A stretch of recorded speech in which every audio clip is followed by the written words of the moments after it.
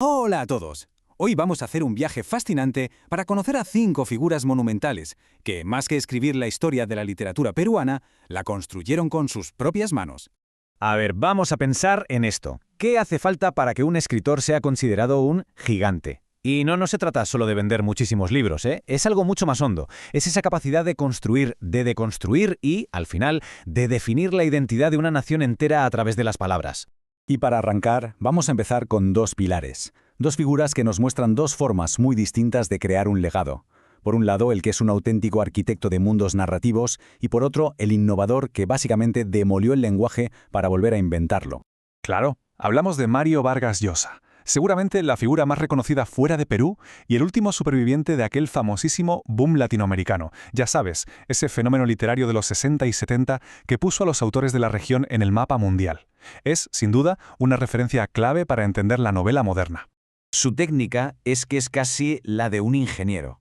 Es un maestro absoluto montando historias complejísimas con una precisión que asombra. Un poco como el arquitecto de la imagen que está diseñando un edificio gigantesco.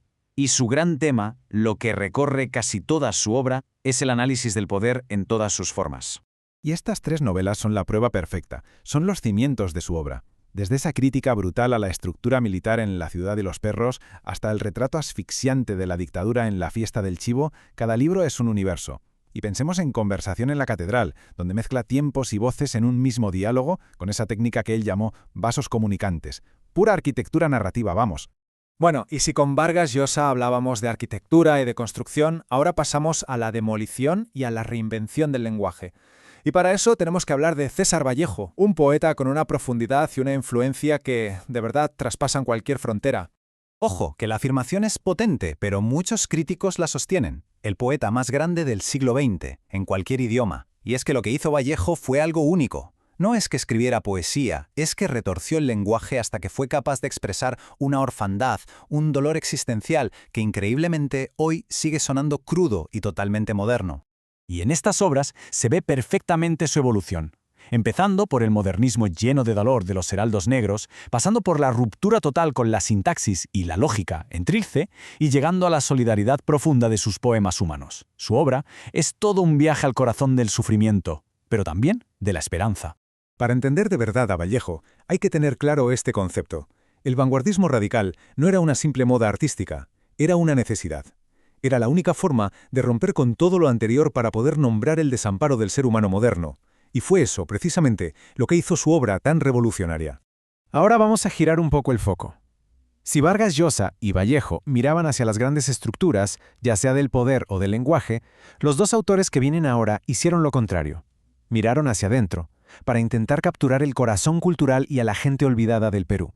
Y aquí nos topamos con una figura absolutamente única, José María Arguedes. Es que no era solo escritor, también era antropólogo, y esta doble faceta marcó toda su vida y toda su obra. Su papel como puente es fundamental. Nadie, pero nadie como él, supo traducir la visión del mundo quechua al idioma español, capturando ese choque cultural con una belleza y una melancolía increíbles. Le dio una voz y una dignidad literaria al llamado Perú profundo, a ese Perú que tantas veces había sido ignorado. Y como contrapunto a esas grandes historias, tenemos a un maestro de lo pequeño, de lo íntimo. Hablamos de Julio Ramón Ribeiro, para muchos el mejor cuentista de su generación y un observador finísimo de la fragilidad humana. Mientras otros se dedicaban a construir grandes epopeyas, Ribeiro se especializó en la distancia corta. El título de su obra cumbre, La palabra del mudo, es que es una genialidad. Con él les da voz a todos esos personajes que la vida ha dejado un poco de lado. Los marginados, la clase media con sus sueños rotos. Y todo con una prosa limpísima y una ironía muy sutil. Así que aquí lo tenemos, ¿no? 2 maneras totalmente distintas de contar un país. Vargas Llosa lo hace desde arriba, desde las grandes estructuras del poder, con novelas que son como murales sociales. Ribeiro, en cambio, lo hace desde la esquina, desde el detalle, mostrándonos las grietas de esa misma sociedad a través de personajes anónimos. 2 perspectivas que se complementan y que son, al final, esenciales. Hemos hablado de novelistas, de cuentistas, pero claro, este recorrido se quedaría cojo sin una voz poética que se levanta con una fuerza tremenda en el panorama peruano, una voz que es esencial e influyente. Y esa voz no es otra que la de Blanca Varela. Está considerada la figura poética femenina más importante de Perú del siglo XX, y su influencia, a día de hoy, sigue resonando con muchísima fuerza. Su historia es fascinante, fíjate. En París fue apadrinada por nada menos que Octavio Paz. Pero ojo, Varela desarrolló un camino totalmente propio, una poesía que huye de cualquier adorno innecesario. Su estilo es austero, cortante, casi quirúrgico. Usa las palabras justas para lanzar una mirada profundísima sobre la existencia, el cuerpo, la enfermedad o la simple belleza de lo cotidiano. Encuentra lo trascendente en lo más pequeño. Entonces, ¿con qué nos quedamos después de este viaje? ¿Cuál es el legado que nos dejan estas 5 mentes brillantes? Vamos a resumirlo. Aquí está, en esencia, lo que podríamos llamar el superpoder de cada uno. Vargas Llosa, el gran analista del poder. Vallejo, el revolucionario del lenguaje. Arguedas, el traductor de armas entre los mundos. Ribeiro, el campeón de los que no tienen voz. Y Varela, la filósofa de la existencia cotidiana. Juntos, no solo escribieron sobre el Perú, crearon una manera de entenderlo. Y con esto cerramos. Cada uno de estos gigantes abrió una puerta a un universo literario que es inmenso y fascinante. La pregunta que queda flotando en el aire es, ¿detrás de esas puertas, qué otra historia, qué otro autor, qué otro mundo está esperando a que lo descubramos?